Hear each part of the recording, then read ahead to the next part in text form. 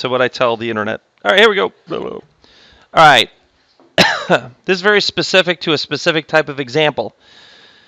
If you care, on the worksheet from Thursday, there was a number 5 on it that I said the way this question's worded, you're not really, I guess, ready to do it. So what I did is I pulled that question again and put it as part of our notes to explain how it actually should have been done. It was the one with the you have 4 multiple choice questions, and they have 4 possible answers. And then it said, what's the probability of you getting 1 right? Well, that's actually, you'd have to do it through a binomial experiment, which is this. So that'll be our second example of the day. By the way, anyone that was in Algebra 2, this is the notes from Algebra 2. Pulled it right out of your book. We did this in Chapter 10. I know that's about less than half in this class. So it is something that you can remember, but this is a very specific type of probability question. So when it comes to a test, sir, over there, obviously we jumble all of the things together. You have to understand when to use a binomial experiment. And this is the key. Well, you probably won't get this yet, but you have n amount of trials, so you're trying something a certain amount of times. This is the key. There's only 2 possible outcomes. For the most part, the 2 possible outcomes would be success or failure. But it also could be chances of getting a boy or a girl. I can't think of any other situations right now where there's either this or that. Now, I do use the Algebra 2 formula. You really shouldn't have a big deal about understanding, using different variables. Like the worksheet was, I guess, created using something different, which I'll explain later. Okay, the probability of success. The probability of success is the probability of what you're looking to have happen. Okay, we'll call that P. Well, the probability of failure then must have to be 1 minus P. Why? Well, it's very simple. What's the probabilities of getting heads on a coin? 1/5. What's the probability of not getting heads? That's the probability of getting tails, which is what? 1/2. Are you okay? You said 1/5. I said 1/5? Yeah. On the internet? Oh, 1/2. Gotcha. That's why the students are looking at me weird. Fine. Hey, what's the probability of rolling a 1 on a 6-sided die? What's the probability of not rolling a 1? 5/6. That's the idea. Probability of success is something. The probability of failure is 1 minus that. Why 1? Because 1 represents what percent? 100. So, this has to be a success-fail situation, or only 2 outcomes. Now, I will explain this next part later as we construct our examples. Sorry. Just give them a second. This is the first time I'm dealing with this program I'm using. This, by the way, what is C? What do you think that stands for? NCK. What do you think that C stands for? Combinations. And there's a reason for it, which I will explain later. So, this is NCK. What's the N? The amount of trials you're having. CK, the K is how many successes there are out of these N trials. So therefore, the probability of it happening is raised to that K power. The probability of not happening raised to the N minus K power, meaning these 2 powers add up to whatever N is. Whatever N is. And wait till we have an actual example of this that I'm going to yank right out of the Algebra 2 book again. All right. Again, I know you get these silly little examples of why do I care who has a soccer ball or not. But you got to understand the math behind it so you can do these kind of questions and make sense out of it. So according to a survey, 41% of U.S. households have a soccer ball. Great. Suppose you ask 6 randomly chosen U.S. households whether they have a soccer ball because you have nothing better to do. Find all the possibilities of what could happen and then draw a histogram of that. Okay. Now the reason I use this example is so you get what's happening in this binomial experiment. This is what could happen. You could go to all 6 houses. Worst case scenario for this, how many houses have a soccer ball? 0. Not likely to happen, right? When 41% of the households have a soccer ball, correct? Or, did you hear the word or? I go to all 6 houses and? All 6. Okay, that's the far end. Or 1, or 2 only, or 3, or 4, or 5. So, what you're going to see next is all of those possibilities laid out for you. And that's what this means if you want to write it down. This would be the listing of all possibilities of this experiment. The first one, we use the letter K. I think the notes that the other teacher is using plus last year's just said X is the, what we're checking. But anyway, all this means is I check 6 houses and only 0 of them have a soccer ball. So how I find out the probability of that happening? 60 times probability of success raised to the 0 because nobody had it, times the probability of not having a soccer ball raised to the 6 because all 6 did not have it. So what this represents is the probability that exactly 0 out of 6 houses have, and that's a picture of a soccer ball. I couldn't draw it when it was real small.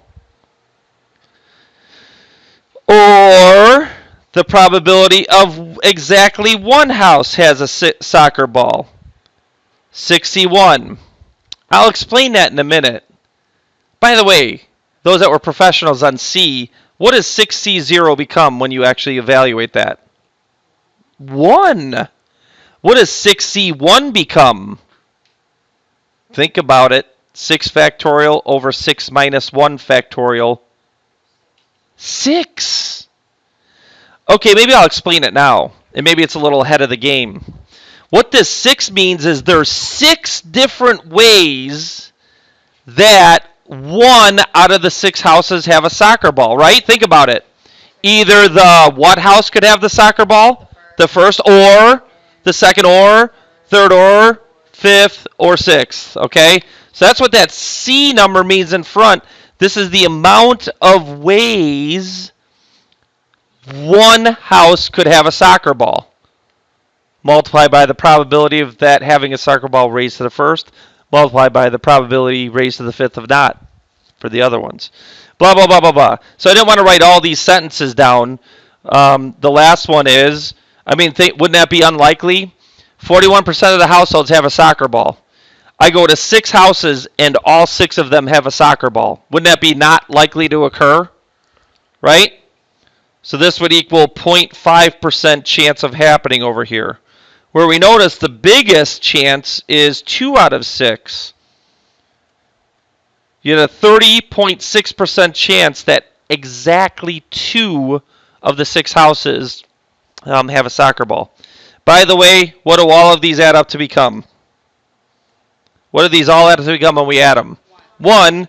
This represents 100% of the possibilities. So that's another thing we should understand when we're actually writing this stuff down. That's a 0.5% right there, not a 1.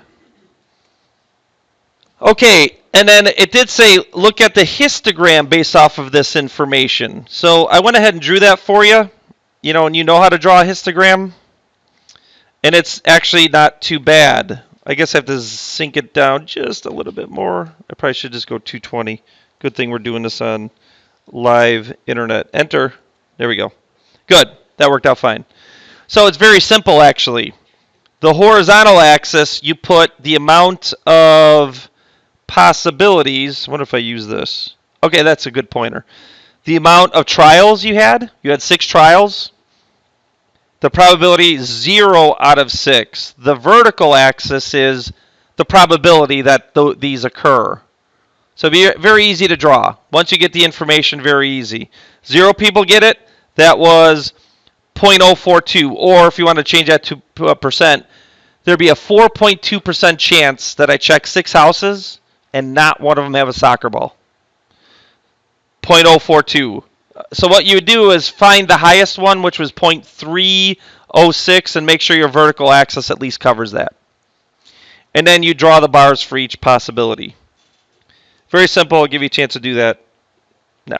Okay, as you're drawing this, I just want you to notice something of this histogram. What would you say this histogram was? Would you say it's symmetric? Sort of, but is it really 100% symmetric? No. If it's not symmetric, what is it slightly? Skewed. And where is it slightly skewed? It's actually you deal with the higher value. Where are the higher values? So it's actually skewed where? To the left. You were right the first time. Right? Someone said right over here. You said left. I was trying to verify that you were correct. Skewed left because the higher values are on the left side. Slightly. This is a little bit higher than that one, and actually this is a little bit higher than this one right here. So it is slightly skewed left, but also notice something else. Your probability of success was 0.41. Then let's just hold off for a second. And then let's pull some two other examples from our Algebra 2 book. And then I bet you'll make sense why this occurs quite simply. Here's two more drawings from your Algebra 2 book. Very easy for me to say. This one, they just did a random trial of 8 trials of an experiment. This one, the probability of success was 50. What's the probability of failure then? 50. What would you say that graph is? 100%, no doubt. Symmetric. This one, the probability of success is 0.9. This one is majorly what? Skewed which way? Right. And then we'll make sense out of this, why this occurs. It's very simple. If I look at a particular student, and 90% of the time that I look at them, they are looking at the posters instead of looking at my lesson, then this would occur. Or I could say sleeping during my lessons, and it'd be the same effect. Right? I look at this student 8 times, and none of those 8 times is he looking at the posters, he's looking at me. Is that likely to occur, yes or no? No. 1 of the 8 times he's looking at the notes. Or I'm sorry, looking at the poster. 2 of the... Obviously, if I look at him, it is more likely that 8 out of 8 times he's looking at the posters because he generally does not look at my lessons. So don't you understand why it's skewed right? More than likely, this student will be looking at the posters than looking at my lesson when I look at him randomly 8 times. So anyway, the extrapolation for this is this. Oh, let's go back to this one. This was almost what? What did we say when we first looked at the graph? It was almost what? Symmetric. But it is slightly skewed to the left because this is close to 0.5, but it's just a little bit less than 0.5. This one is much larger than 0.5 and it's skewed right. So this is what you need to know. And it should make sense based off what I said for this question. When P is less than 0.5, you will be skewed left when you look at the histogram. When P is equal to 0.5, you will be 100% symmetric. It's just as likely to have 0 out of 8 occur as it is 8 out of 8. And then, 4 out of 8 is the most common occurrence. When P is greater than 0.5 if something happened, you will be skewed right. So just looking at those 3 things that actually should make sense. Okay, so I actually got this ready to go for how this question actually was supposed to be done. This was a question given to you last Thursday, which was not, the way it was worded, you weren't ready to do. Not correctly. So for you guys, by the time we got to 6 hour, I said, let's just answer, you got the first 3 wrong and exactly the 4th question correct. What's the probability of you having that happen? Well, that was easy. It's a 4-question. No, I'm sorry. Yes, it's a 4-question test, but there's 4 possibilities: A, B, C, or D. So what's the probability of getting the first question wrong? 3 out of 4. No, there's 4 questions total. 4 possibilities. That's where the 4 came from, not 4 questions total. 4 possibilities. What's the probability you get the second one wrong? 3 out of 4. What's the probability you get the third one wrong? And then what's the probability you get the fourth one right? So I changed that on Thursday because I knew there was this issue. Not only could you possibly get the fourth one right, you could get one wrong and it'd be the what question? Not the fourth one, but the second or the third or the first. So we have to account for those possibilities. So what I wanted you to understand is this is actually the writing out of how to do this. Now what I'm going to do is compare this to being a binomial experiment. And why what happens with the binomial experiment happens. Which is how I wanted to say that. Or, I lost my or, I could get the first one right and then the next 3 wrong. By the way, how many different ways do you see this can happen now? 4. Okay, but now we can treat this as a binomial experiment and compare the 2. What's the probability of success of getting an answer correct? 0.25. What's the probability of failure, which I just called 1 minus p? 0.75. How many questions are there that you could possibly get correct total? 4. How many are we checking that we get right? 1. So, what is 4C1, by the way? It's 4 factorial over 4 minus 1 factorial. And then, not that I need it, the formula does say 1 factorial after that, which is just 1. By the way, what's 4 minus 1? 3 factorial. What's 4 factorial over 3 factorial? 1, 2, 3, 4. There's 4 different ways of answering 1 out of 4 questions correctly. That's what this means right here. Times 0.25 raised to the first, 0.75 raised to the third. And that's what each one of these have. This is 0.75 times itself 3 times, 0.25 1 time. So what I want to do is equate how this works with the binomial theorem or binomial distribution is what I should say. All right, and then I went to the calculator and typed it all the way through. This is all I got to do. Why did I just write 0.25? Because it's 0.25 raised to the what? First. So I don't think I have to write that, right? That's a waste of time. And then 0.75 raised to the third. So the answer is there's a 42.2% chance of getting exactly 1 out of 4 questions correct when I randomly guess on a 4 possible choice quiz. Okay, so again, talking offline with the 6-hour students, this is almost identical to the soccer ball question. So, off to the right, they do ask you on the worksheet to say find P, then it says find Q, and then it says find X. Well, X is just what I use for K from the Algebra 2 book, and Q is just the opposite of the probability of success. Not the opposite. 1 minus the probability of success. So P in this question is what? What's the probability of success? 0.65. So then what's the probability of failure? Come on, class. It's a simple question.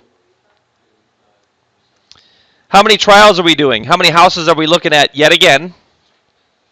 6. And then all K is anything from 0 to 6. You're going to check all of these possibilities. But you're not on this one. You're not going to list them all out. Okay. So just bear with me a little bit more. Some students are falling down. You all right? Need to do some jumping jacks? You okay? It's because you got that Cubs jersey on. All right, here we go. What's the probability that exactly 2 houses have cable? You're going to love that word, because that just means you have to do one thing. How many houses did I check? 6. How many have cable? What's the probability that they have cable?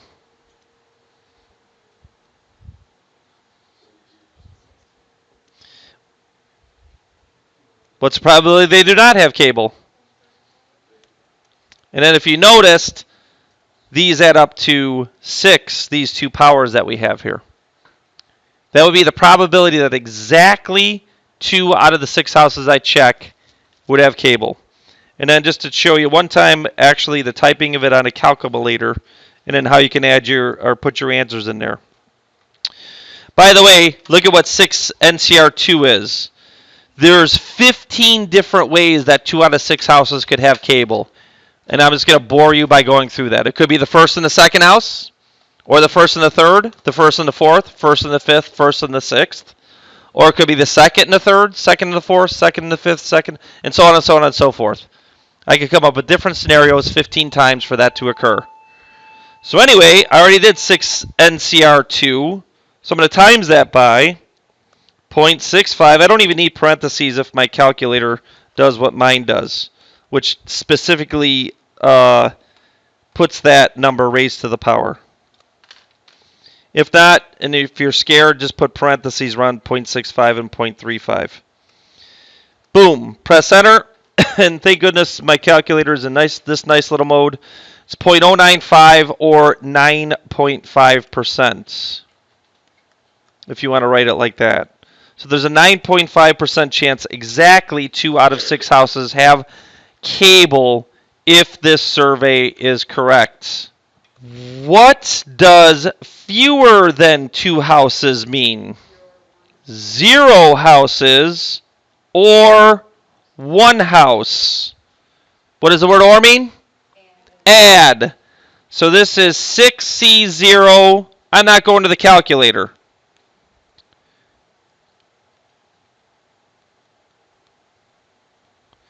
Or one of the houses.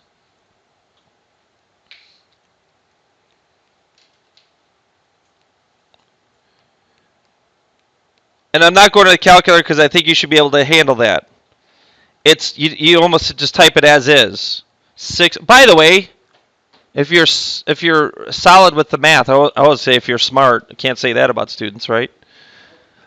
6C0, what is that? What's 6C0? 1. You save yourself time typing, so you don't have to find the NCR button. By the way, what's 0.65 to the 0? Not 0. 1. So really the first thing you have to type is 0.35 raised to the 6th plus, and then if you're solid with your math, what's 6C1 become? 6 would be the only thing you have to type if you know it. Then it would just be 6 times 0.65. You never even have to hit the NCR button if you have an idea what these things are. And then what does it mean to have at least 2 of the houses have cable? What does that mean? 2 or more. Is it 2 or more? Yes, it is actually. So it's a probability of 2 plus a probability of 3 plus a probability of 4 of the houses. And what do I have to go up to? All the way to what? But you don't if someone figures something out about this. You can do what? That's not it. Look at the previous question and tell me what we could do to find the next question. Isn't this exactly the opposite of this, right? And what do all of these probabilities add up to become? 1. So wouldn't you agree that this answer for letter C would be 1 minus the previous answer? Correct? Would I have to write all this out? No. Whatever you got for the last answer, this is 1 minus that answer because this incorporated every possibility for this situation. And that's why we did what we did by showing you, and actually you should know, that all possibilities added together should equal 1. So letter C is the exact complement of letter B. So letter C should be 1 minus what happened in B. This should be in like brackets.